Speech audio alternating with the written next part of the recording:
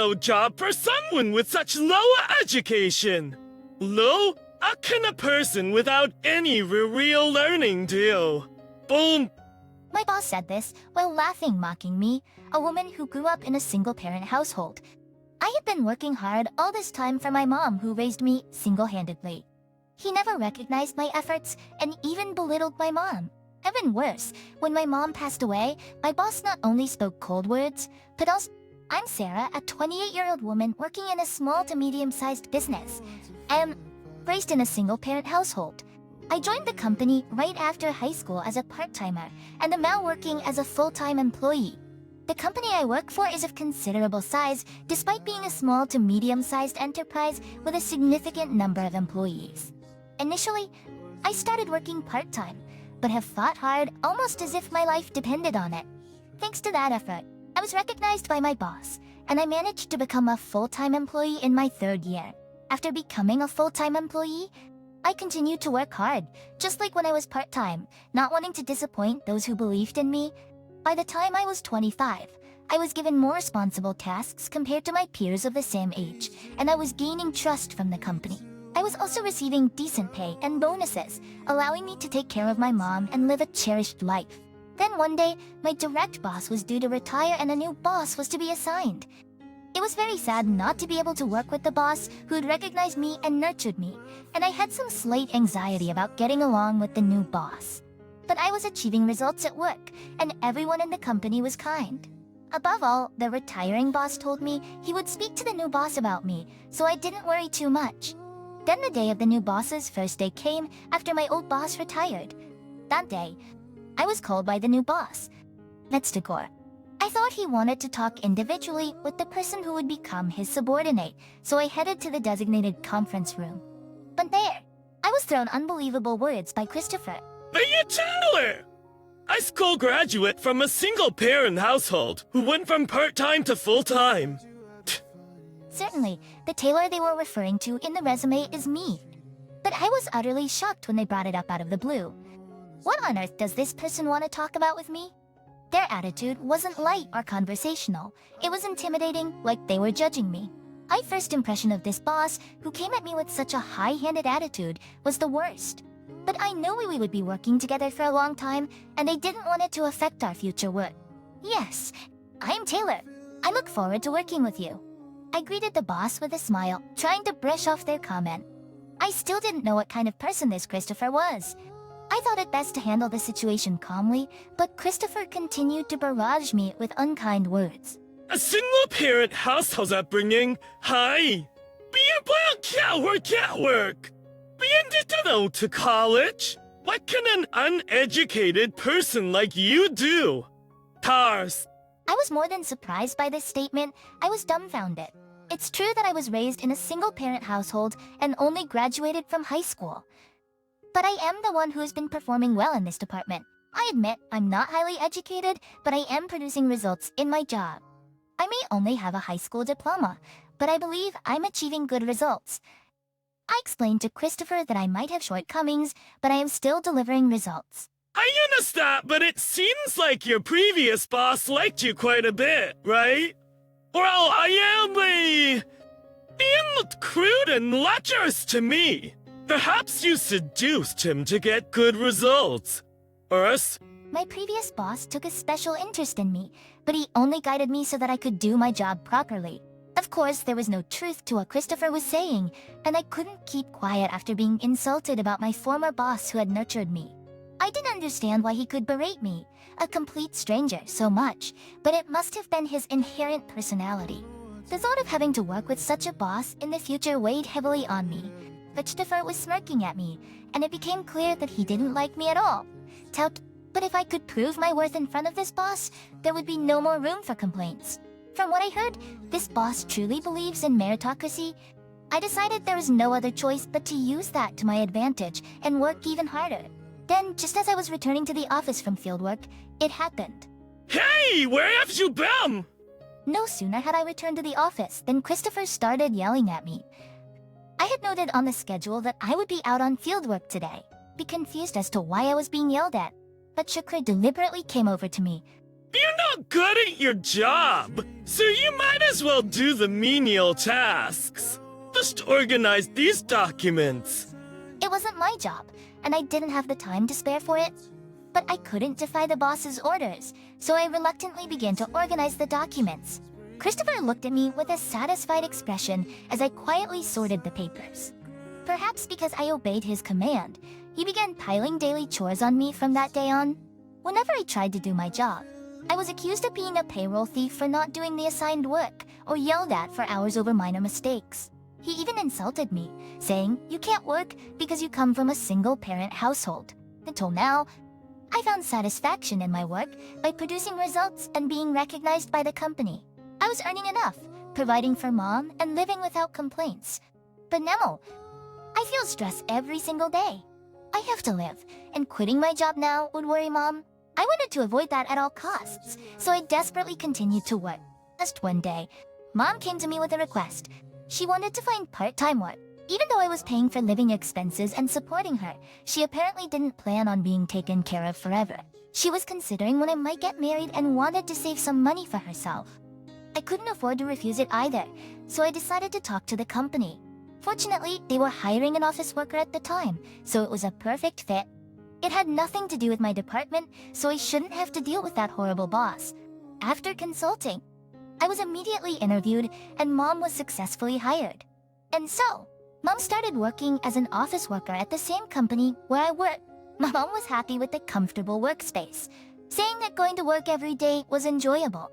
But a week after mom started working, I was called by Christopher. Your mom got hired as an office worker.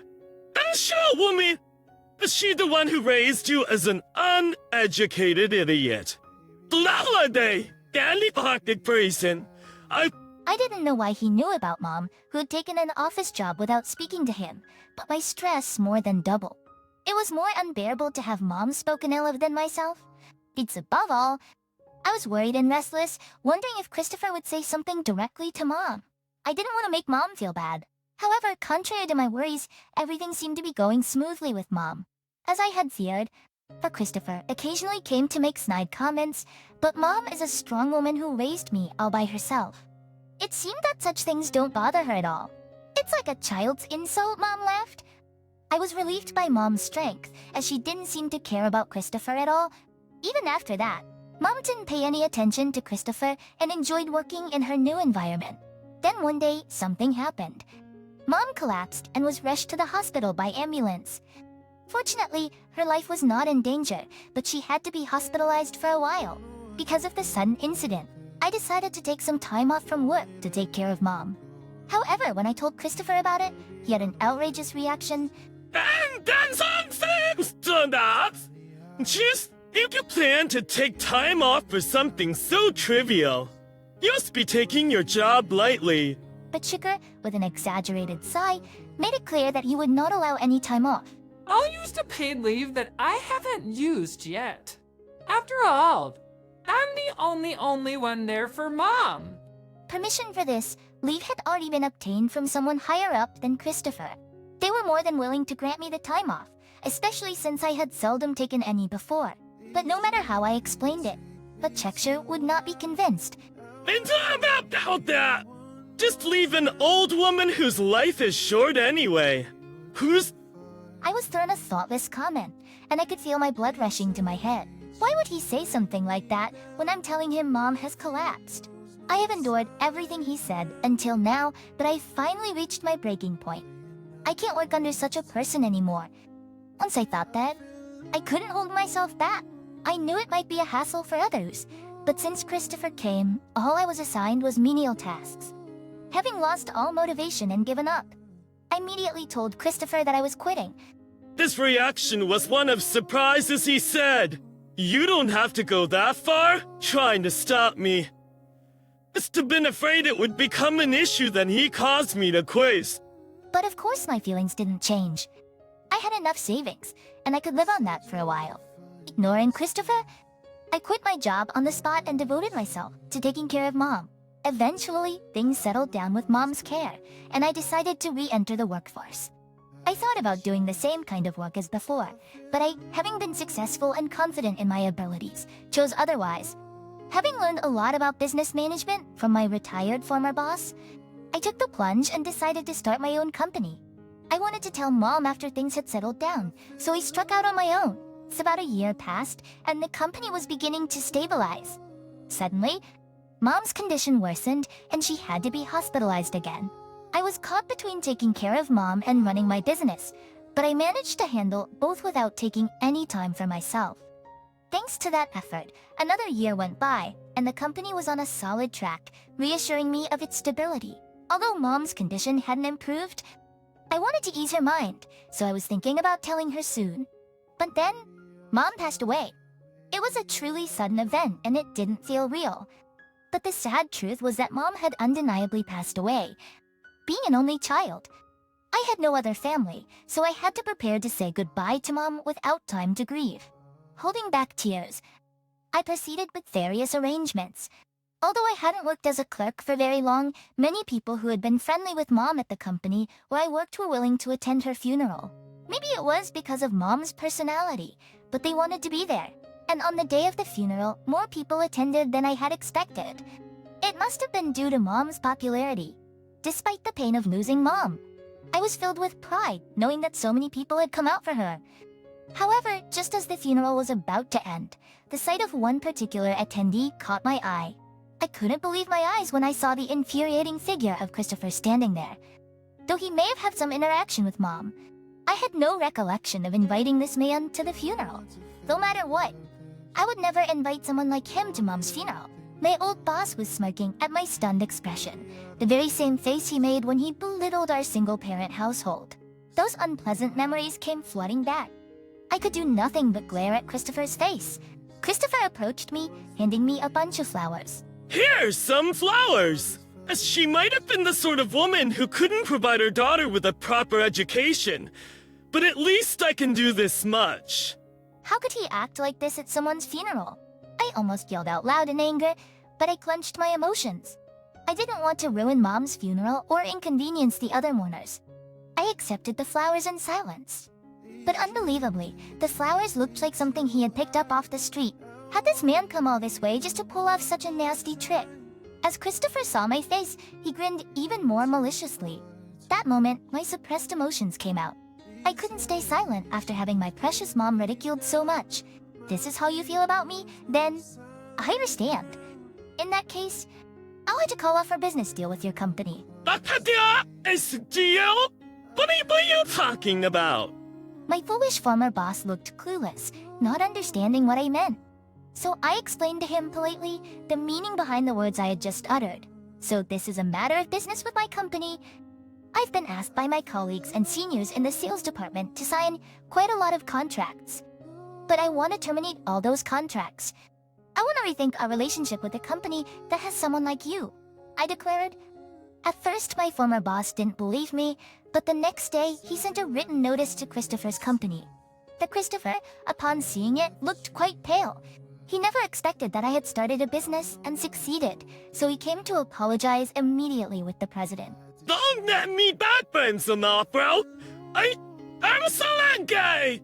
Ending the grata! Christopher said, his attitude hardly apologetic. My anger did not subside. You're sorry. You think that's enough? Just insulting my mom while she was alive, only giving me menial tasks. And what about the funeral? You think everything until now can be made right with such a shallow apology? As I continued to speak, Christopher looked at a loss for words. Just beside him, the president who had come along apologized deeply. I had been greatly helped by the president, so I felt terrible. In the end, out of respect for the president, hearing me and the president talk, the Christopher wore a relieved expression. Oh, what a relief! At the bike on speed. Bike icons and move forward together so can just this. He said, offering a ridiculous smile and extending his hand for a handshake. But it wasn't such an easy situation. You're fired, Symphonine. Wait, a crispins from an area. Die, Bonchen! Play, which hurts! I got forgiveness and we're continuing the deal! Papa Christopher protested to the president, looking disbelieving. The president had decided to fire Christopher, knowing I would not be satisfied continuing the business relationship this way. I only decided to continue the deal out of respect for the president. I never intended to forgive you. I will never forgive you no matter what you say. I said, as if delivering the final blow, but Christopher fell completely silent. It's the result of your own words and actions. The president spoke as if tossing his words aside and then left, dragging a completely dejected Christopher with him. The next day, it seems that my former boss really was fired from the company. Afterward, I received a resentful call from Christopher. He lamented losing his position and the fact that finding a new job at his age would be difficult. You ruined our life. Take responsibility for what's happened. Stikust old over the phone. I made a proposal to the furious Christopher. How about hire you at my company? I can't pay you much, but it seems like you're out of a job because of me. When I said that, taking responsibility as he demanded, he suddenly exploded with emotion and hung up. Being employed by someone he had ridiculed must have been a complete humiliation. I knew he probably wouldn't accept this offer.